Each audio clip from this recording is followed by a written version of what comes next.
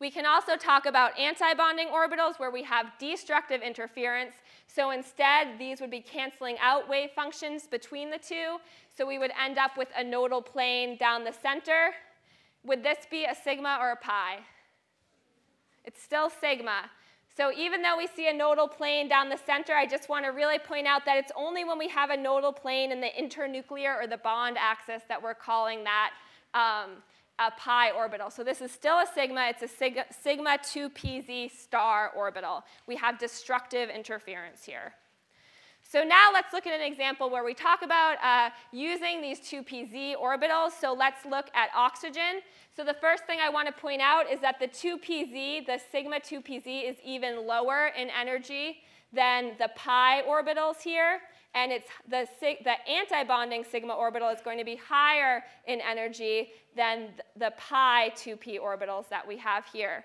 So in oxygen, again, this is just showing the valence electrons. So we end up having 6 valence electrons from each oxygen atom. We can fill right up our table just like we did before, but now we have included our 2pz orbital here. So we have 2 electrons in sigma 2s, 2 in sigma 2s star.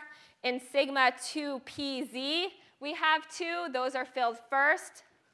And now we're going to put 1 into pi 2px and 1 into pi 2py. So we can write out what the electron configuration is here, and I think that I have already written that out for you in your notes. What is the bond order of O2? It's 2. So, oh, excuse me, I didn't fill in all of my electrons. All right, so we had a total of 2, 4, 6, 8. So we had a total of 12. So we filled in 4 here. We need to keep going. All right, so I did this not at all purposefully, but this can point out for you that you need to make sure that the number of electrons that you have in your molecular orbital does match up with the total number that you have in your atomic orbitals. So I did not do any counting up here. You should make sure you do counting. I apologize. So we need to fill all the way up to the pi 2px and the pi 2py.